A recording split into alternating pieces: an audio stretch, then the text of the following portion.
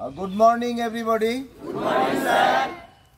Actually আমি তোমাদের কতগুলো আজকের এই মুহূর্তে যে ওয়েদারটা চলছে তার জন্য কিছু পরামর্শ তোমাদেরকে দেব। খুব মাইনুটলি শুনো, পরামর্শগুলো মেনে চলো, তাহলে তোমার ঠান্ডাটা লাগবে না।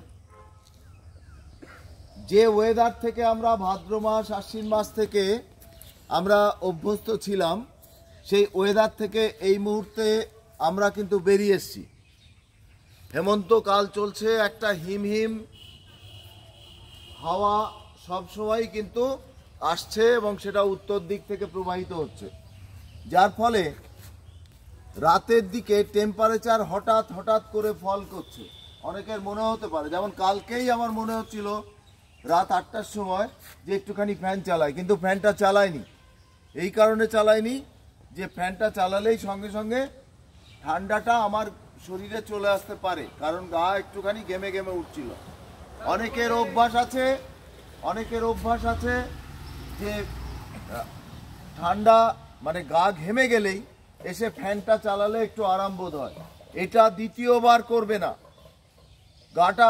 ঘামটা গায়ে বসুক, সেটাই হবে তোমার পক্ষে সর্বোৎকৃষ্ট। প্র্যাকটিস করে একটা ওয়ার্কআউট করবার পরে যখন ওয়ার্কআউট শেষ হয়ে যায়, তখন আমি দেখি অনেকেই গেঞ্জিটাকে খুলে ফেলে বেশ কিছুক্ষণ পরে আবার পরো। এটা কিন্তু তোমার শরীরে ঠান্ডাটা প্রবেশ করার ক্ষেত্রে একটা অবারিত দ্বার হয়ে দাঁড়ায়। তোমাকে কি করতে হবে, ওই ভেজা গেঞ্জির ওপরে তোমাকে একটা টি শার্ট পরে নিতে হবে অথবা ট্রাকস্যুট পরে নিতে হবে, যেটা তোমার ঠান্ডা লাগবে না। রাত্রিবেলা ভুল করেও ফ্যান চালিও না।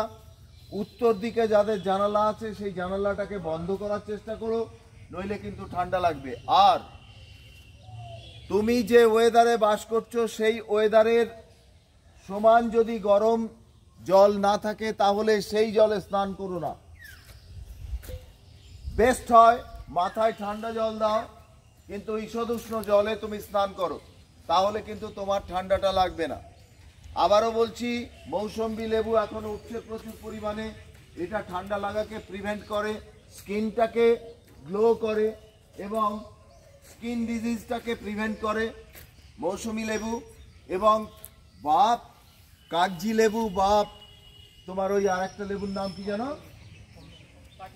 পাতি লেবু, এগুলোও কিন্তু খাওয়ার সঙ্গে তোমরা খেতে পারো। লেবুটা খুব ভালো। যদি না হয় তাহলে বাজার থেকে সাকসি বা লিমসি কিনে দুপুর এবং রাত্রে খাওয়ার পর টিউবওয়েল চুষে খেতে পারো। তো এই বিষয়গুলো মাথায় রেখো। রাত্রে শোয়ার সময় খুব ভালো করে মাথায় রেখো, রাত্রে শোয়ার সময় ব্যথাটাকে অ্যাভয়েড করার জন্য দুই পায়ে একটু গরম জল দিয়ে রেখো, তাহলে কিন্তু অনেকটা আরাম হবে। ঠান্ডা জলে স্নান করো না। প্র্যাকটিস করবার পর, বিকেলের প্র্যাকটিস করবার পর গা ঘেমে গেছে, কলে টিউবওয়েলের জলে তুমি স্নান করলে ঠান্ডাটা কিন্তু লেগে যাবে। এই ঠান্ডাটাকে প্রিভেন্ট করতে হবে তোমাকেই। যাদের শরীরে মেদ বেশি তাদের ঠান্ডাটা কম লাগে, কিন্তু যাদের ইউজোনোফিল বেশি তারা কিন্তু এখান থেকে রেহাই পায় না। সিজন চেঞ্জে সব সময় তোমাকে অ্যালার্ট রাখতে হবে নিজেকে। যদি অ্যালার্ট রাখতে পারো তাহলে ঠান্ডা লাগবে না, আর যদি অ্যালার্ট না রাখতে পারো তাহলে প্রতি মুহূর্তে তোমাদের ঠান্ডা লাগবে। এই কথাগুলো তোমাদেরকে বললাম যাতে তোমরা এই ঠান্ডাটাকে অ্যাভয়েড করতে পারো। Thank you.